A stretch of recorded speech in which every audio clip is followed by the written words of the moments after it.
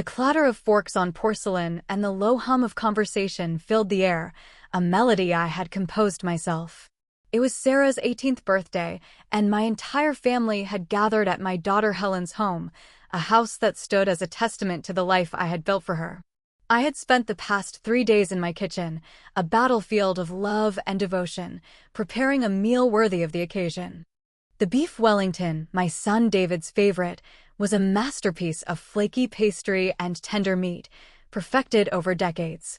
The Napoleon cake, a dessert so intricate it demanded hours of my undivided attention, was a labor of pure love, layer by layer, cream by delicate cream. Each dish was a part of me, a physical manifestation of my devotion to them. I was in the kitchen, carefully arranging the final touches on a platter of roasted potatoes, when my granddaughter Sarah entered. She didn't look at me. Her eyes were fixed on her phone, her thumb scrolling with a hypnotic, detached urgency. "Sarah," I said, a smile on my face, "come look. Your favorite potatoes. Are they to your liking?" She didn't look up. "Grandma, just put them on the table." "No one cares about your old recipes," she mumbled, her voice flat, devoid of any warmth. The words hit me like a physical blow, a sudden, sharp pain that made me gasp. My hands trembled, and I almost dropped the heavy platter. I had spent hours roasting those potatoes, brushing them with rosemary and garlic butter, making sure each one was perfectly golden and crisp. I walked into the dining room, my heart a hollow, throbbing drum in my chest. I set the platter down on the table, which was already groaning under the weight of other dishes, all brought by the younger generation, all store-bought, all bland. A macaroni and cheese from a box. A pre-made salad from the grocery store. My carefully prepared meal, my love, felt out of place, an unwanted intrusion. My daughter Helen, a woman whose every movement was an exercise in controlled grace, gestured to the empty seat at the far end of the table. "Mom, sit here. You'll be comfortable." It was a seat no one else wanted, near the swinging door to the kitchen, a place of silent solitude. I sat down, a strange, creeping feeling of loneliness settling over me. They were all there, my family. But I had never felt more alone. The conversation flowed around me like a river I could not enter. They talked about their jobs, their vacations, their children's grades, their new cars, their social media. They spoke in a language I didn't understand, a cascade of hashtags and acronyms and inside jokes. I tried to interject, to tell them about my new rose garden, a project I had been pouring my heart into for months. I just planted a new hybrid rose, a beautiful red one with a soft, sweet fragrance. My son David, who was busy FaceTiming with a colleague, held up a hand. "Mom, please. This is a very important call." He didn't even look at me. My words died on my lips. My story, my joy, was an inconvenience, a distraction from their digital lives. I ate in silence, the taste of my food, once so rich and flavorful, now turned to dust in my mouth. My son-in-law, a man I had always liked for his quiet nature, looked at me once and gave me a small, sympathetic smile. It was a fleeting gesture, a recognition of my pain, but it only served to deepen the wound. I watched David's face as he talked on the phone, his voice animated and full of a strained energy. Yes, I've got it all planned out," he said, his voice dropping to a conspiratorial whisper. "We'll need a place to put her, a small box somewhere. She's still being so stubborn. She just doesn't understand that this is for her own good. This old, senile fool thinks she can live on her own forever. We'll have to find a way to convince her to let go of the house. Just don't let anyone know about this. It's a very delicate matter." The words hit me like a train, a physical force that knocked the breath out of me. The air in the room, once filled with the warmth of a family gathering, suddenly felt cold, thin, and toxic. A small box. An old, senile fool. My own son, the boy I had raised with love and devotion, was talking about me as if I were a piece of furniture to be sold, a problem to be solved. And he was doing it with such casual cruelty, such chilling indifference, as if it were the most natural thing in the world. I looked at Helen, who had a forced, placid smile on her face, pretending not to hear. I looked at Sarah, who was still absorbed in her phone, oblivious to the fact that her mother and father were plotting to get rid of me. My heart was a shattered mess, 1,000 pieces of glass. The love I had felt for them, the trust one had placed in them, was gone, replaced by a cold, burning anger. A new, unfamiliar feeling rose in my chest. It wasn't the pain of a single insult, but the culmination of a lifetime of small slights, casual cruelties, and ungrateful disregard. The truth, in its brutal simplicity, was more than I could bear. I stood up, my chair scraping against the floor, the sound a shriek in the quiet room. I looked at them, at their distracted faces, at their empty smiles. "Excuse me," I said, my voice barely a whisper, a strange, calm fury simmering beneath the surface. "I've lost my appetite." I walked out of the room, leaving behind the empty laughter and the unspoken cruelty, a woman who had just had her heart broken, not by a stranger, but by her own flesh and blood. And as I walked out the door and into the cold, silent night, I knew, with a terrible, gut-wrenching certainty, that nothing would ever be the same again. We've only just begun this story, but believe me, it will get even more tense. Stay tuned to find out what happens when the hero faces even greater injustice. The front door slammed shut with a finality that echoed in the silent, cold night air. The sound was not a simple thud, but the snapping of a chain, the severing of a bond that had been stretched to its breaking point. I stood on my porch, shivering, the cold air biting at my bare arms. The beautiful dress I had chosen for Sarah's birthday felt thin and useless against the November chill, a cruel joke of a garment for a woman who had just had her heart ripped out and stomped on. The vibrant lights and the muffled laughter from inside the house were a mocking contrast to the darkness and emptiness that now surrounded me. An old, senile fool. The words didn't just hang in the air, they burrowed themselves into my very bones, a poison that sought to kill the last vestiges of my self-worth. It wasn't the pain of a single insult, but the culmination of years of quiet indifference and casual cruelty, now laid bare and exposed in a single, gut-wrenching moment. I started walking down the path, my feet moving mechanically, one step after another, away from the place that had just been my sanctuary. The neatly trimmed lawn, the fragrant rose bushes that I had tended with such care, the cheerful glow of the porch light, it all felt alien to me now. A facade. All of it had been a lie. I had poured my entire existence into this house, into my children, into my grandchildren, believing that every selfless act was a deposit in a bank of love that would one day sustain me. But the bank was empty. They had not only taken all the deposits, they had stolen my hope as collateral. My mind raced, a chaotic storm of memories and present pain. I remembered holding a feverish David in my arms, singing him a lullaby I had improvised just for him, his small, hot hand clutching my nightgown. I had stayed up all night, wiping his brow, whispering words of comfort, a silent promise to always be there. And now he had called me a fool. A senile fool. Was that the value of sleepless nights and unconditional love? Was that the price of my devotion? I felt a new wave of hurt, sharp and bitter, as it cut through the initial shock. This wasn't a moment of carelessness on his part. It was a planned, calculated attack.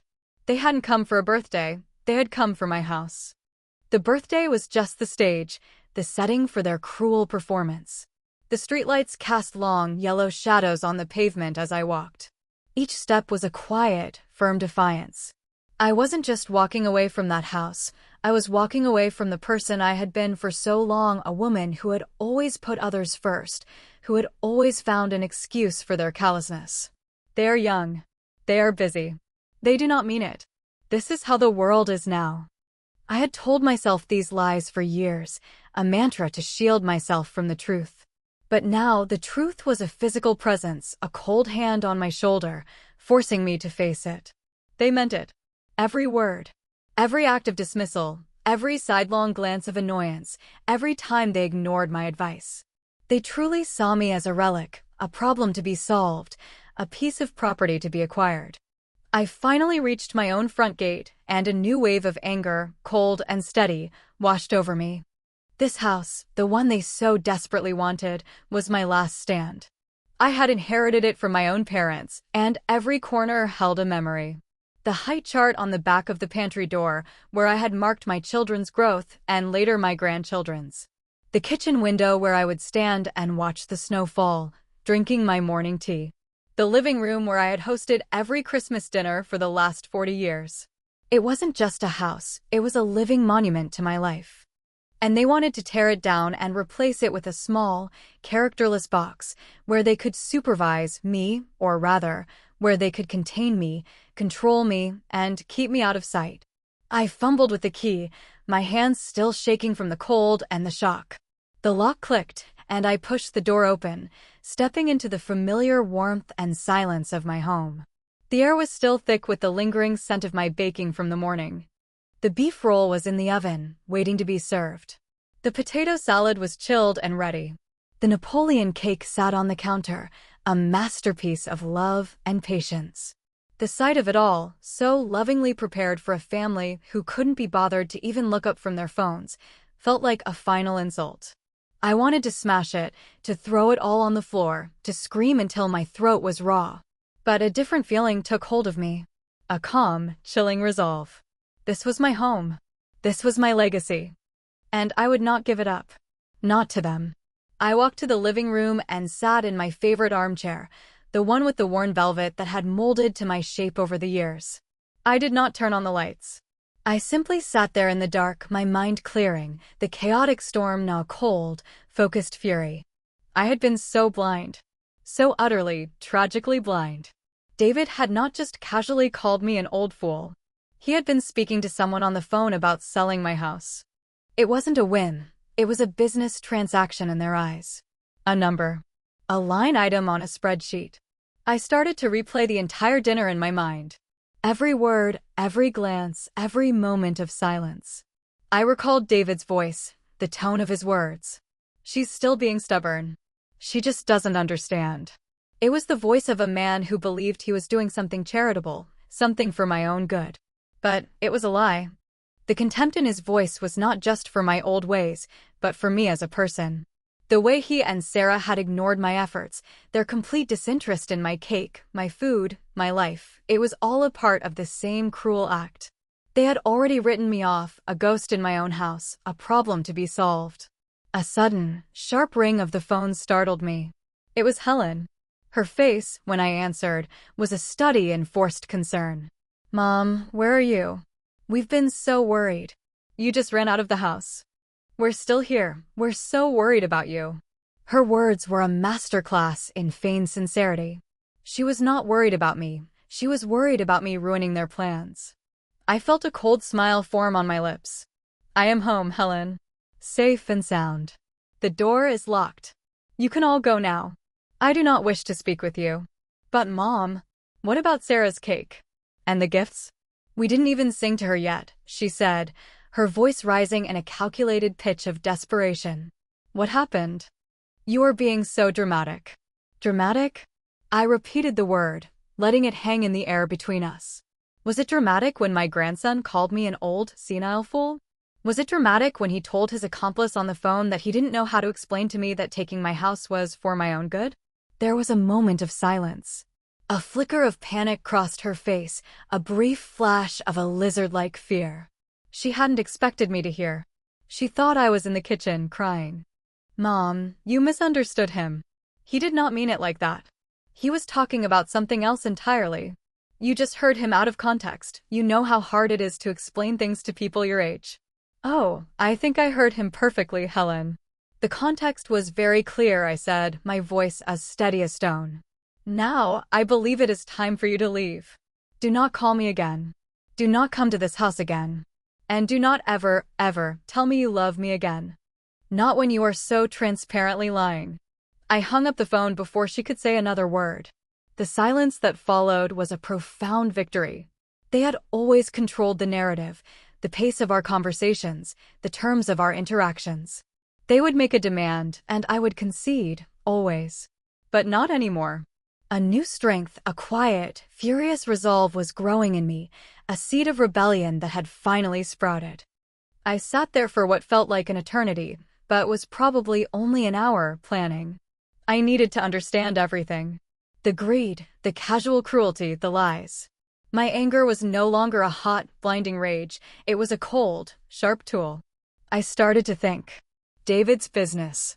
I knew he had started some kind of tech company, but I didn't know the details. He had always been secretive about it, only ever asking me for money to invest. I had given him thousands over the years, checks for his startup, for his big break. Had that all been a scam? Was he in some kind of financial trouble? Was my house the solution to his problems? I realized my best move was to do what they thought I could not to get help. I wasn't alone. There was Margaret, my best friend from college, a retired lawyer who had always been my rock. She was sharp as a tack, and she had never been shy about telling me when I was letting my family walk all over me. I had always brushed her off, but not this time. I would call her first thing in the morning. I would tell her everything. I needed a lawyer, not to fight them for my house, but to protect it from them. I needed to find a way to make them regret every cruel word, every moment of indifference, and every greedy thought they had ever had about my life and my home. I knew that this was not just about my house anymore. It was about my dignity, my self-worth, and the respect that I had spent a lifetime earning. They had underestimated me, seeing me as a helpless old woman, a relic of a bygone era. They thought I would crumble, that I would weep and plead and eventually give in. But they were wrong. I would not give them the satisfaction of my tears. I would not give them my home. I would fight for my life, my memories, and my honor.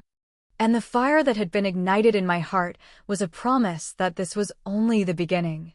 We're on the verge of the climax. What's about to happen will turn everything upside down. You simply cannot miss the resolution of this story. The morning sun filtered through my bedroom window, painting soft, golden rectangles on the floor.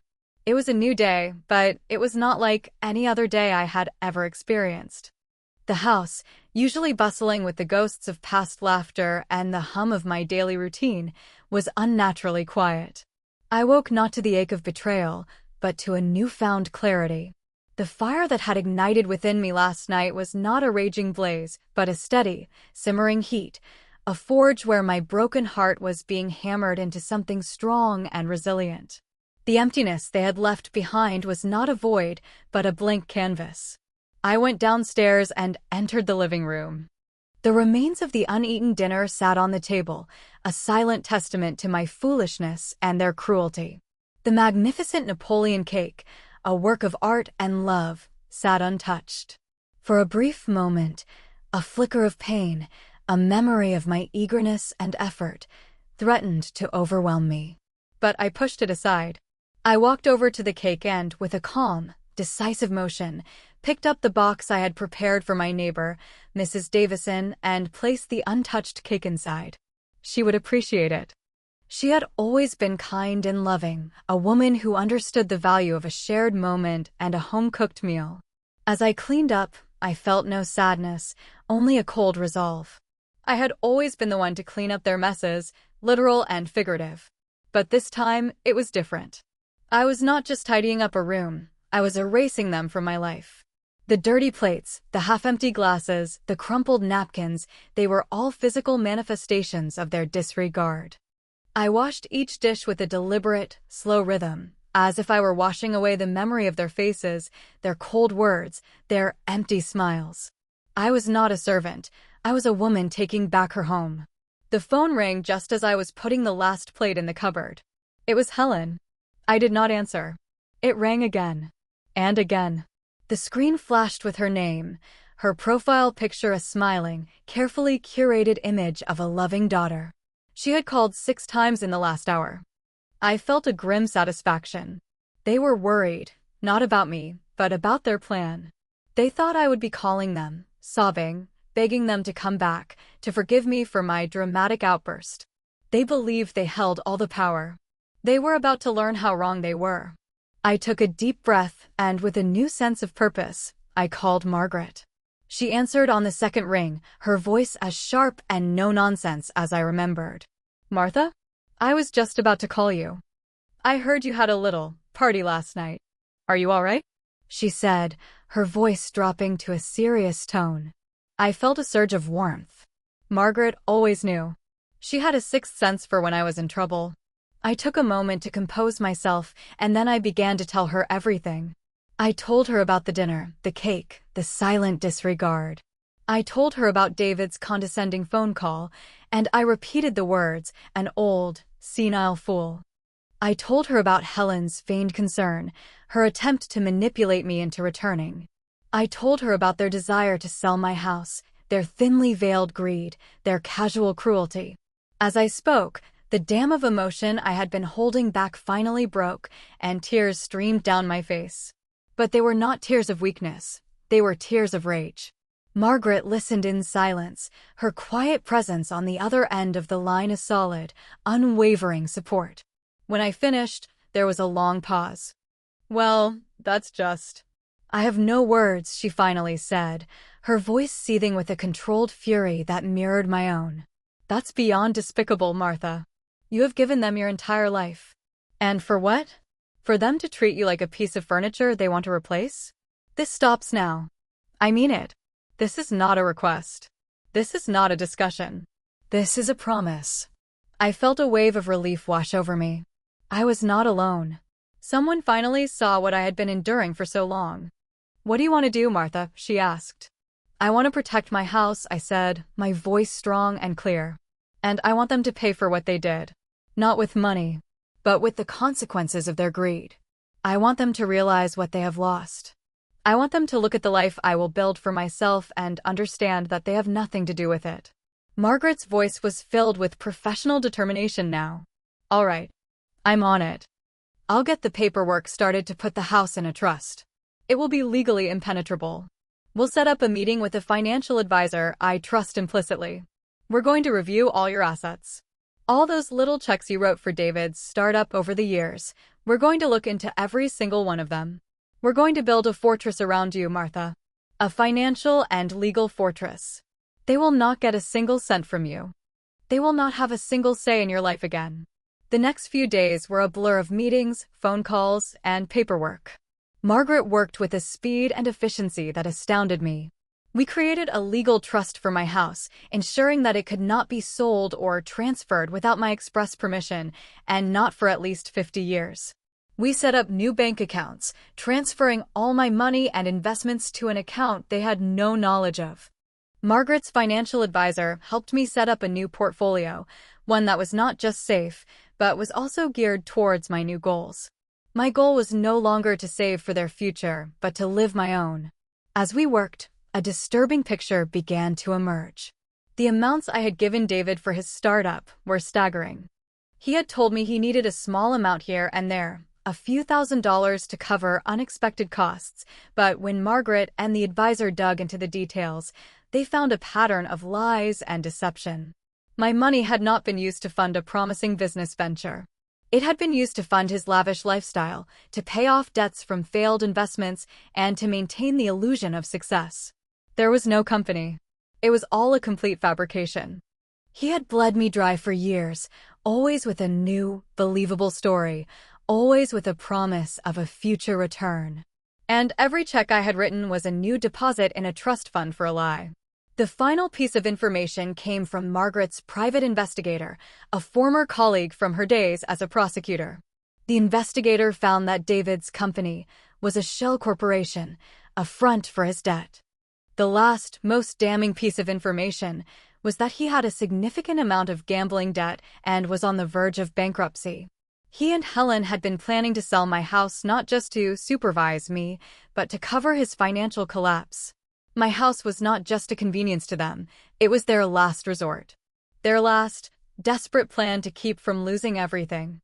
My rage, which had been a quiet simmer, now reached a full, boiling point. The pain of the previous night had been replaced by a cold, searing fury. It wasn't just the insult anymore. It was the calculated, deliberate, heartless betrayal. They had not just devalued my love, they had used it as a tool for their own selfish gain. They had seen my kindness as weakness, my love as a resource to be exploited, and my age as an opportunity. They had been counting on my naivety and my unwillingness to fight. But they had miscalculated. They had been dealing with the old Martha. They had not yet met the new one. I felt a new strength, a quiet resolve, a chilling confidence that I had never felt before. I would not just protect my house. I would not just protect my dignity. I would make them face the consequences of their actions. I would not stoop to their level of cruelty, but I would ensure that the universe, in its own way, delivered a just and proper form of vengeance. The fire in my heart was no longer just a promise, it was a plan. The day of the reckoning arrived, a perfectly clear Saturday morning. I had anticipated their visit, their desperate need to see me, to apologize, to make things right. They had called and texted incessantly, but I had blocked their numbers.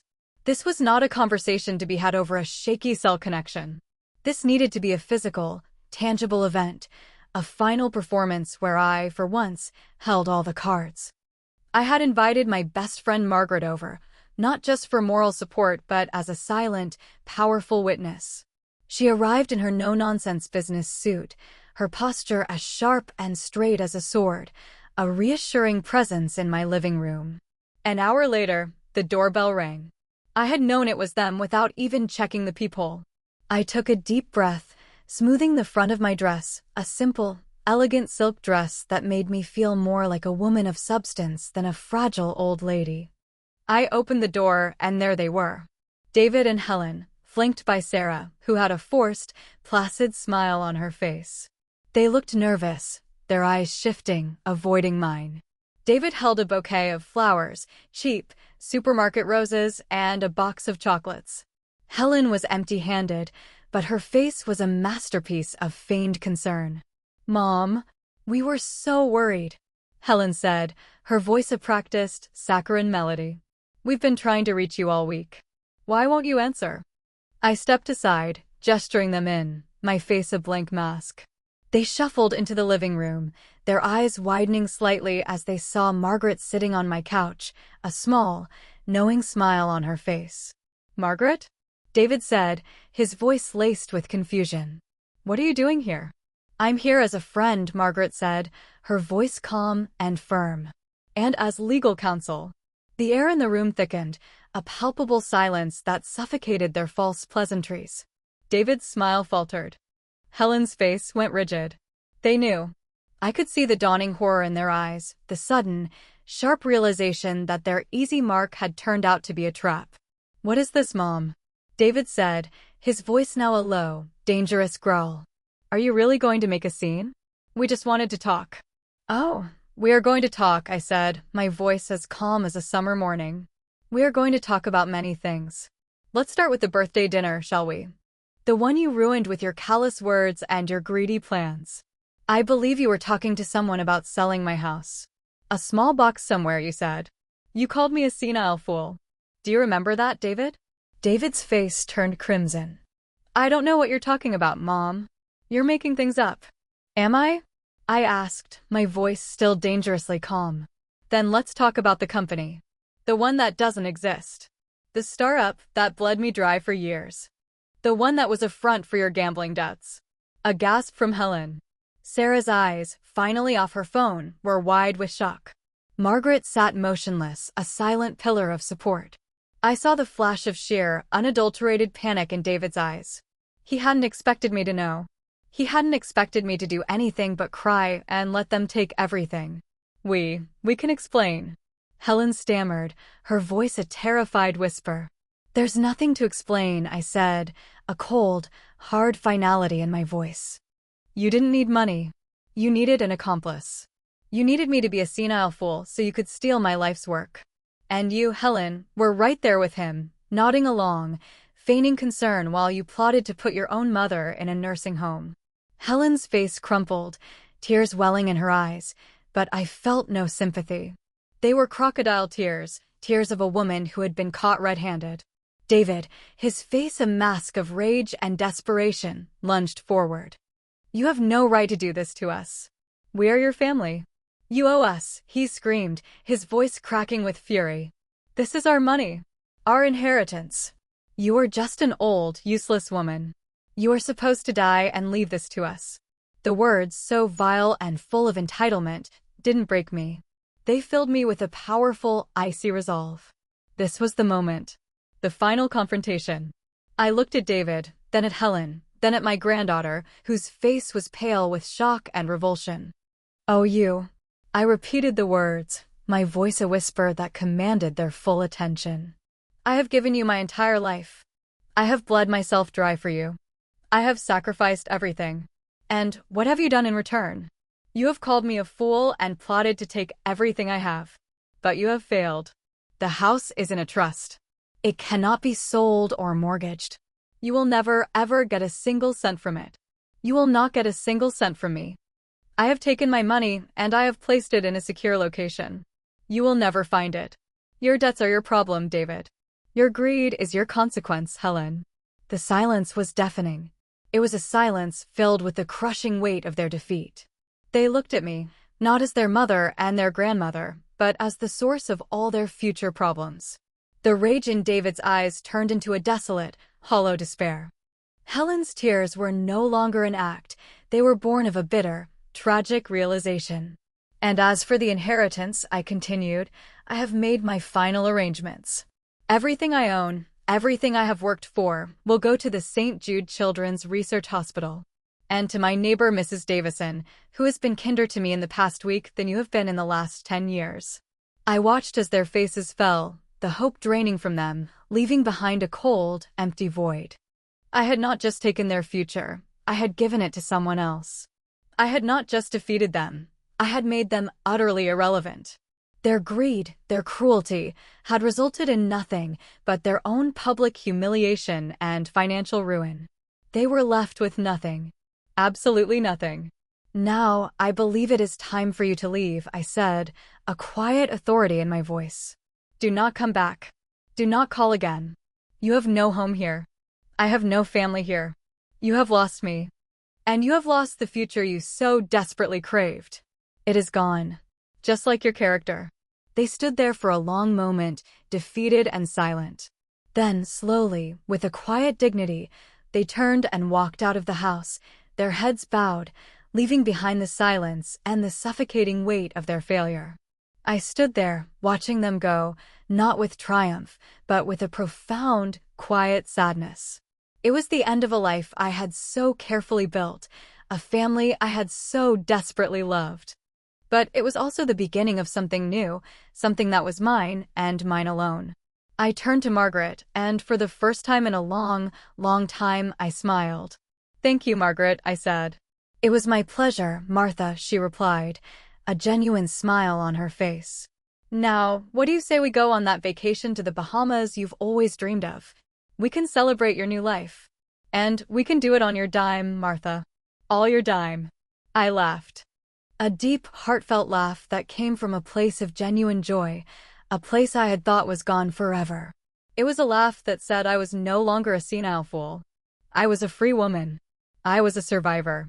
And I was going to live a life so beautiful and so full of joy that they would be haunted by the ghost of what they had lost forever. I had my dignity. I had my house. I had my freedom. And I had a new beginning.